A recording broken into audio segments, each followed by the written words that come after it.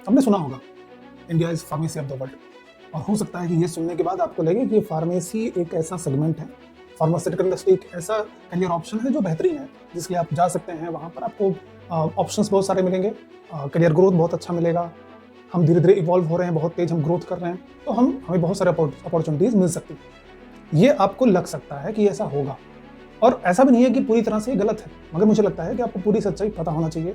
उसके बेसिस पे आप डिसाइड करिए कि आपको D form, B form, form D इसके लिए जाना है या नहीं जाना है।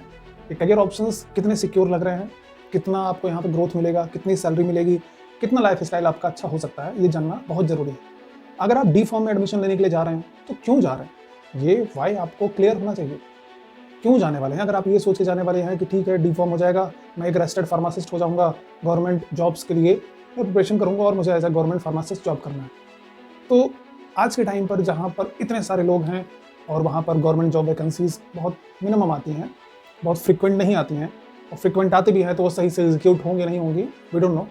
वहाँ पर अगर आप एक गवर्नमेंट जॉब के लिए अपने पूरे करियर को प्लान कर रहे हैं तो आप कहीं ना कहीं आप रिस्क बहुत ज़्यादा ले रहे हैं बिना कैलकुलेट किए।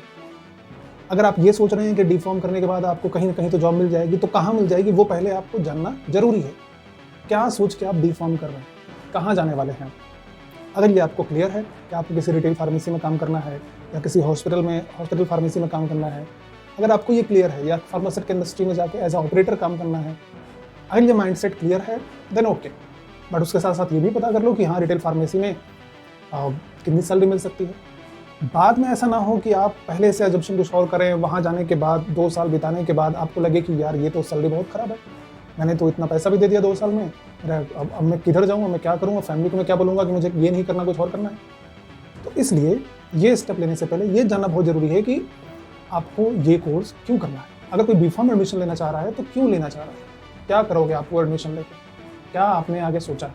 आपको रिसर्च तक जाना है, ठीक है, आप बी.फॉर्म करिए, एम.फॉर्म करिए अच्छे यूनिवर्सिटीज से, नाइपर से और ऐसे अच्छे इंस्टीट्यूट से जहाँ पर आपको कुछ वैल्यू मिले, आपको प्लेटफॉर्म मिले और कुछ अच्छा कर पाओ।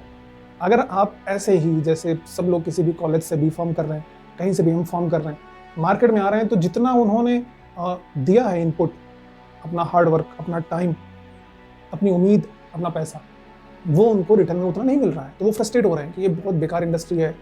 मैं ये बताना चाह रहा हूँ कि ये चीज़ें आपको पहले समझ लेना है कि इंडस्ट्री में क्या क्या हो सकता है, क्या क्या नहीं हो सकता है।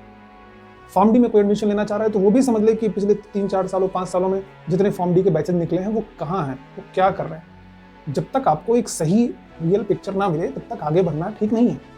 रियल पिक्चर ये है कि किसी भी नॉर्मल से कॉलेज से डी फॉर्म, बी फॉर्म या फार्म डी करके भी आप अपने करियर में बहुत स्ट्रगल करने वाले हैं, ठीक है।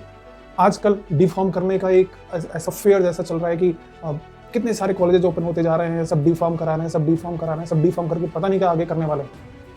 आप इस तरह के किसी भी गलत फहमी में ना आके ऐसे कोई डिसीजन मत लीजिए। बी फॉर्म करना है तो क्यों करना है, और अगर क्लियर है क्यों करना है तो फिर आपको एटलीस्ट इंडिया के टॉप 50 NIRF का जो लिस्ट है, रैंक निकलता है, वहाँ से सर्च करके आप देख सकते हैं जो टॉप 50, या ठीक है आपको करना ही है तो टॉप 100 कॉलेजेस की लिस्ट निकलती है, उसमें से देखिए जो कॉलेज अच्छे रिव्यूज़ हों, जिनका रैंक अच्छा है, जिनकी फैसिलिटीज़ के बारे में चीज़ें आप वहाँ पे पढ़िए, फिर जाइए, सीरियस मोड पे जाइए। आप अगर ऐसे जाने वाले हैं कि ठीक है कर लेता हूँ, आगे कुछ न कुछ हो जाएगा, कुछ नहीं होगा। ये 4 साल आपके ऐसे निकल जाएंगे, फिर आपको लगेगा कि यार मैंने ये कर लिया होता तो ज़्यादा बेहतर होता, मैं गलत करियर में आ गया। और वो आगे करना आप उसको कहीं ना कहीं टॉलरेट नहीं कर पाओगे। आपके लिए बिल्कुल भी आप इस तरह के रिस्क नहीं ले सकते आज के टाइम पे, जहाँ पर कंपटीशन इतना ज़्यादा है। हर एक स्किल, हर एक जॉब के लिए मल्टीपल लोग अप्लाई कर रहे हैं।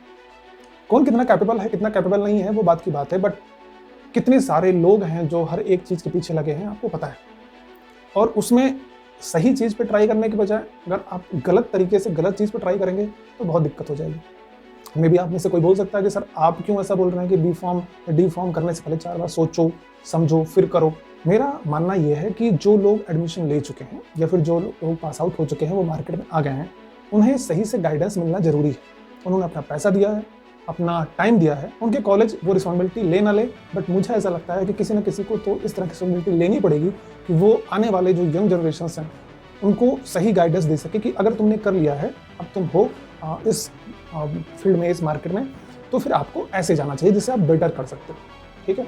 बट जो अभी इस इंडस्ट्री में नहीं आया, जो इसका पार्ट अभी नहीं हुआ है, मैं उससे रिक्वेस्ट करूँगा कि सोच समझ के पार्ट लीजिए। कोई फॉल्स होप लेके मत आइए, किसी भी अननेसेसरी कोई भी डाटा लेके मत आइए।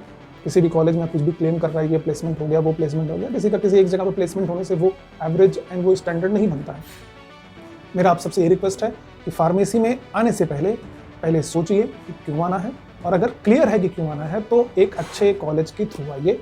आपका प्रिपरेशन अच्छा रहेगा, आप अच्छे से जॉब के लिए रेडी रहोगे, तो मार्केट में आके कुछ आप अच्छा कर पाओगे। अगर आप जस्ट केवल एक डिग्री सर्टिफिकेट के लिए ये करने वाले हो, तो मुझे लगता है कि आप बहुत गलत डील करने वाले हो। आप अपने करियर अपने साथ बहुत गलत करने वाले हो, क्योंकि वो सर्टिफिकेट एंड वो डिग्री आपको कुछ ऐसा नहीं दे देगी जो शायद आप अपने पीक टाइम में अगर आप कुछ बेहतर करेंगे तो आप उससे ले सकते हैं। ठीक है, मेरा सजेशन यही है। अगर आप में से किसी को भी कुछ और भी समझना हो, किसी तरह का गाइडेंस चाहिए हो रिगार्डिंग दिस, तो आप मुझे मेल कर सकते हैं info@pharma-solution.com पे, या फिर मुझे आप कमेंट कर सकते हैं। मैं आपको कमेंट बॉक्स में ज़रूर रिप्लाई करूँगा। Thank you very much.